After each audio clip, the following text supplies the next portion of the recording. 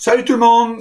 Bienvenue dans votre dernier épisode d'Espace News pour la semaine commençant le 20 octobre.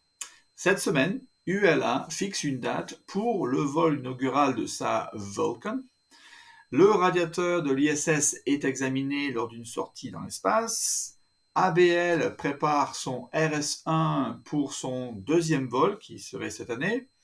La Starbase de SpaceX regorge de tests et de fabrication. L'ISRO teste sa capsule spatiale. SpaceX envoie davantage de satellites Starlink. China Aerospace Science and Technology Corporation envoie 2 fusées, notamment une vers la station spatiale Tiangong.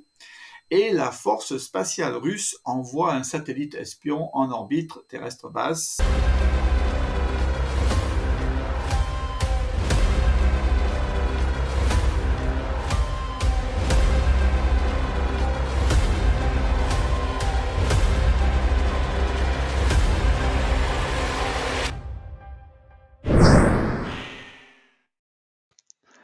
Grâce au lutin et au Père Noël de ULA, ULA a désormais publié la date du premier vol de sa fusée Vulcan, la veille de Noël.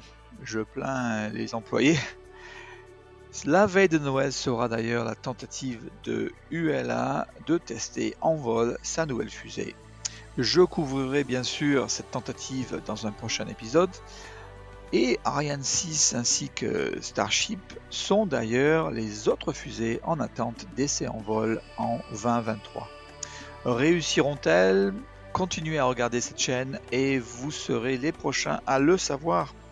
L'atterrisseur d'Astrobotic, appelé Peregrine, devrait toujours être à bord de ce vol inaugural Vulcan de ULA en route vers la Lune.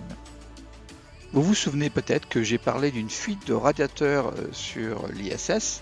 Les cosmonautes Oleg Kononenko et Nikolai Chubb ont ouvert la trappe du module Poisk et vérifié les dommages au cours d'une sortie dans l'espace de 7 heures. Ils ont déconnecté la boucle de liquide de refroidissement du radiateur externe de Noka et ont pris des photos de l'emplacement de la fuite de liquide de refroidissement. Donc l'enquête se poursuit. La fusée RS-1 d'ABL est positionnée verticalement dans les installations de l'entreprise située dans le port de Long Beach en Californie. L'entreprise partage d'ailleurs cette zone du port avec SpaceX, l'ensemble du site étant autrefois exploité par Sea Launch jusqu'au début 2020.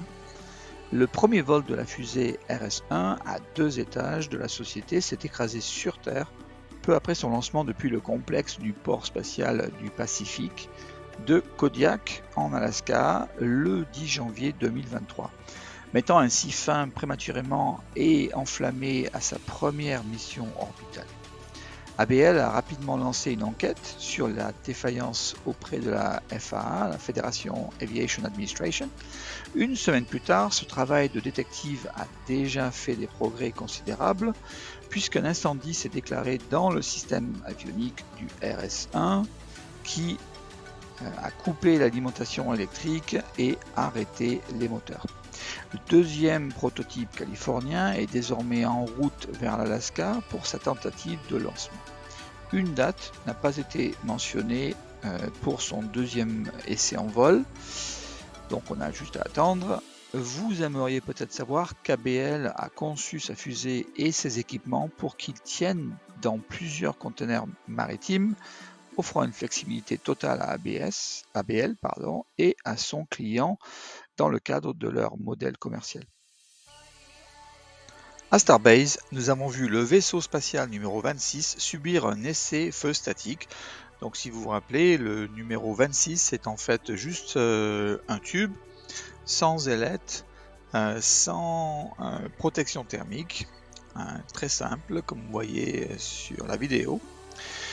Et le test semble s'être déroulé comme prévu d'après SpaceX et d'ailleurs un pas de plus vers un autre engin prêt à voler. Cependant, cette semaine, l'accent a été mis sur la répétition générale du vol du Starship numéro 25 et de son premier étage numéro 9. Donc après 4,5 tonnes de propulseur, de carburant, le duo vaisseau 25 et premier étage 9 a maîtrisé la séquence de lancement simulée selon l'annonce de SpaceX. Pendant que SpaceX teste au sol les navires 25 et 26, nous pouvons constater les progrès réalisés dans l'assemblage non seulement des navires 30 et 31, mais désormais du navire spatial 32. Quelle cadence incroyable démontre SpaceX, et tout cela alors que leur usine est toujours en pleine construction, donc dans des conditions loin d'être idéales pour construire une fusée. Parlons maintenant de la licence de lancement. Comme vous le savez peut-être, SpaceX attend la licence de lancement de la FAA, qui est censée être en attente d'examen par le Fish and Wildlife Service. Nous avons pu voir cette semaine l'équipe du Fish and Wildlife Service visiter le site de Boca Chica. D'ailleurs, je comprends également que l'opération de nettoyage des premiers débris de lancement d'il y a 6 mois, si vous vous rappelez, ne pouvait avoir lieu que maintenant, car elle nécessitait l'analyse du Fish and Wildlife Service avant le nettoyage. J'ai pensé également que vous pourriez être intéressé par la dernière vue aérienne de la Star Factory, où vous pouvez voir l'ampleur de l'usine ainsi que les progrès de sa construction. L'ISRO a l'ambition d'envoyer des astronautes indiens dans l'espace. Pour cette raison, ils construisent une capsule d'équipage appelée Gaganyaan, capable d'envoyer 3 astronautes qui devraient être prêts d'ici le deuxième trimestre de 2024 pour un vol inaugural sans équipage et 2025 pour le vol inaugural avec équipage. Le 21 octobre, l'ISRO a testé le système de sauvetage en vol de sa capsule Gaganyaan à bord de son Test Vehicle Demonstration 1, qui est en fait un étage L40 modifié du lanceur de satellite géosynchrone depuis son centre spatial Satish Dhawan sur l'île de Sriharikota en Inde. La fusée a atteint une altitude maximale de 17 km, à peu près 10,5 miles, puis la capsule a atterri dans la baie de Bengale pour être récupérée quelques minutes plus tard. Parce que le premier étage est monté si bas en altitude, il n'a pas eu la chance de se désintégrer en raison du manque de vitesse et de réentrer dans l'atmosphère, et s'est donc écrasé dans l'eau à environ 6 km ou 3,5 miles en aval du site de lancement. Le même jour, SpaceX a lancé 21 satellites Starlink V2 Mini depuis son complexe de lancement spatial 4E, depuis la base spatiale de Vandenberg en Californie. La mission a été baptisée Groupe 7.5 et visait une orbite terrestre basse circulaire à 550 km d'altitude. Ce booster d'ailleurs a atterri avec succès sur le drone ship Of Course I Still Love You pour la 16e fois. Le 22 octobre, SpaceX a lancé une Falcon 9 avec cette fois 23 mini Starlink V2 depuis son complexe de lancement spatial 40 de la station spatiale de Cape Canaveral en Floride pour sa mission appelée Groupe 624. Les satellites ont été largués en orbite terrestre basse à 530 km d'altitude.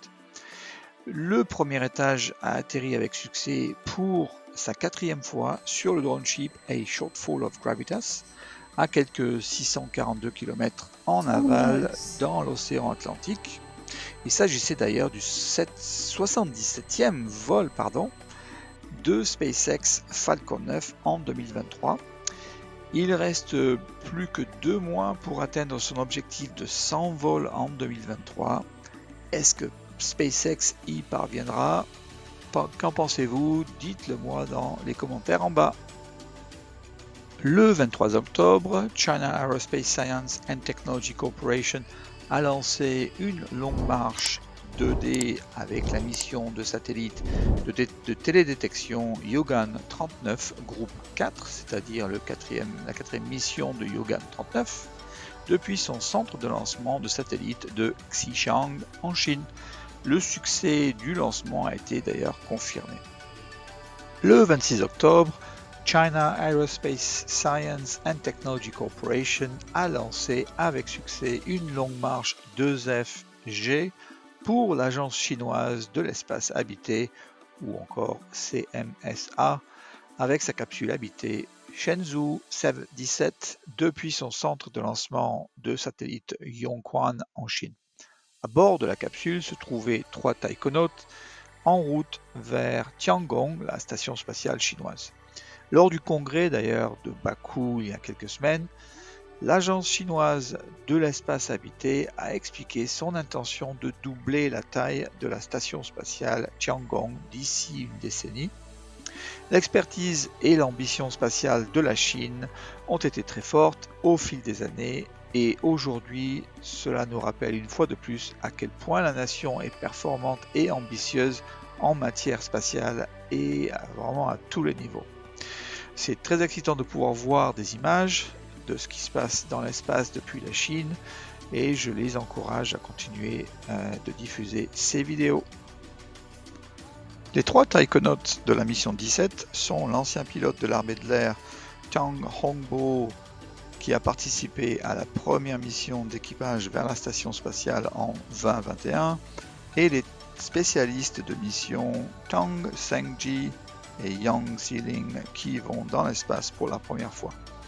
Dans les 3 taïkonautes de la mission 16, Jing Heipeng, Zhu Yangzhu et Guy Haichao, qui étaient à la station spatiale Tiangong au cours des 5 derniers mois, quitteront finalement la station à la fin de ce mois-ci pour atterrir sur le site d'atterrissage de Dongfeng dans la région autonome de Mongolie inférieure au nord de la Chine.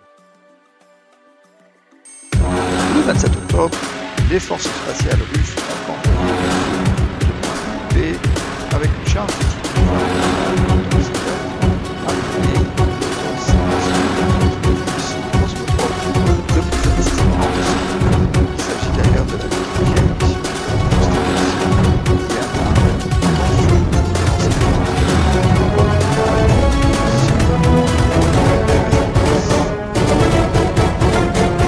L'image de cette semaine est une nouvelle image de l'instrument infrarouge moyen MIRI du télescope spatial James Webb, d'une région connue sous le nom de NGC 346, qui est la région de formation d'étoiles les plus brillantes et les plus grandes du petit nuage de Magellan. Le petit nuage de Magellan est d'ailleurs une galaxie satellite de notre Voie lactée. Sur cette image, des objets en rotation bleue retracent leur émission à partir d'un matériau comprenant des silicates poussiéreux et des molécules chimiques suintantes, connues sous le nom d'hydrocarbures aromatiques polycycliques. Une émission rouge plus diffuse brille à partir de la chaude poussière chauffée par les étoiles les plus brillantes et les plus massives au cœur de la région. Un arc au centre gauche peut être un reflet de la lumière d'autres étoiles, et des taches et des filaments brillants marquent les zones contenant un nombre abondant de proto-étoiles. D'ailleurs, une équipe de chercheurs de la NASA a recherché les étoiles les plus rouges et a trouvé 1001 sources de lumière quand même, pour la plupart de jeunes étoiles encore insérées dans leur cocon. Le cocon d'ailleurs poussiéreux. Le James Webb Space Telescope résout les mystères de notre système solaire, regarde au-delà des mondes lointains, autour d'autres étoiles et sonde les structures mystérieuses et les origines de notre univers, ainsi que la place que nous y occupons. Merci d'avoir écouté votre épisode d'Espace News. Je suis Christophe Paget, votre agent d'information sur l'espace. Passez une très bonne semaine. Merci et à bientôt.